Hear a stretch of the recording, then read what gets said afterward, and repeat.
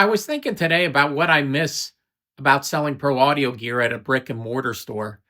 It was always a challenge when people would come in and tell me what they were trying to do and then figure out a solution for them. And the other fun part of the job was just showing them something new that they didn't know anything about. I used to have the showroom at TechCom. I had little workstations, like I'd have a reel to reel with a little mixer, so somebody could come and just listen, just do a little mix with some headphones. And I'd have a MIDI keyboard with a sequencer, or I had another room that used to be an office, and I moved the console in there and put speakers in there, so you felt like you were sitting in the studio. So you sat behind the console and would listen to speakers. I remember when the KRKs came out, the 703s. I I put them in there and had the NS10s, and you could switch back and forth.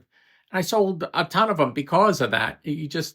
But you would make all these little workstations for people to try things out, and that's kind of all gone, out the window now with the internet and people doing demonstrations on YouTube. I just don't think it's the same thing as having your hands on the unit and listening to it with your own ears.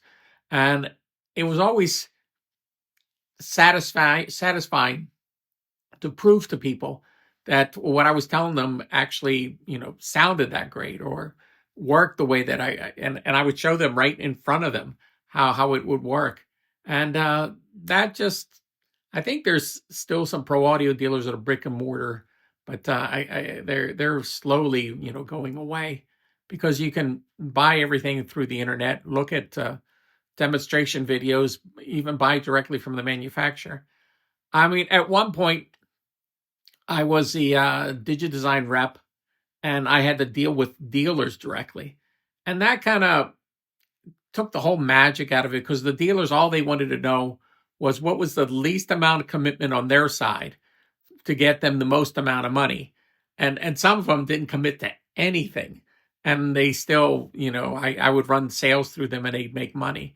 But there was no satisfaction in that, because show that to a dealer and they didn't jump up and down, with excitement, or they weren't glad to see me. They go, okay, here comes somebody who's going to try selling us some stuff again, get us a stock up. And it was always leverage with the dealers, trying to figure out what you could do to get them to do what you wanted them to do, so it worked out for you and them.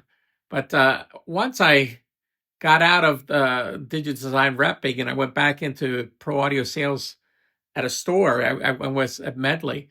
It was just fun.